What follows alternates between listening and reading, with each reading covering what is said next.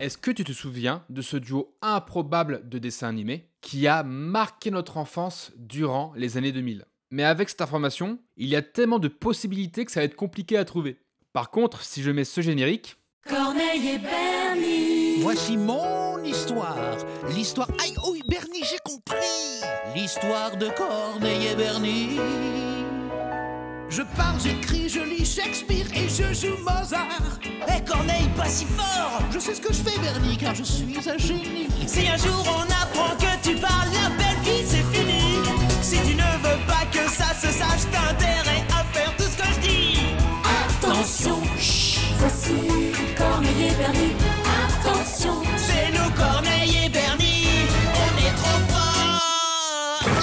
John, Bess, ça va? Corneille et Bernie est un dessin animé comique créé par les frères Franck, racontant les aventures déjantées de Corneille, un chien apparemment ordinaire, et de son dog-sitter Bernie, un lycéen plutôt naïf et maladroit. Cependant, Corneille n'est pas un chien comme les autres. Doté d'un QI de 250, il est capable de parler un français parfait et se révèle bien plus intelligent que la plupart des humains. Mais Corneille garde cette capacité secrète, convaincu qu'aucune vie n'est plus agréable que celle d'un animal domestique choyé par ses riches propriétaires que sont John et Bess. Pourtant, tout se complique lorsque John et Bess engagent Bernie Barge comme dog-sitter et que Bernie apprend par accident le secret de Corneille.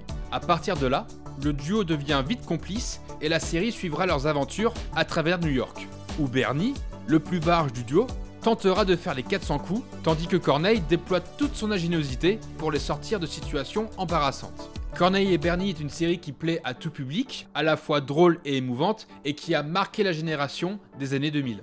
Notamment grâce à son générique iconique et à son style artistique original, mêlant des influences américaines comme le pop art à des références japonaises. Mais ce qui a vraiment laissé une empreinte, c'est le duo formé par Corneille et Bernie, qui a accompagné de nombreux jeunes à travers les multiples rediffusions du dessin animé de 2003 à aujourd'hui.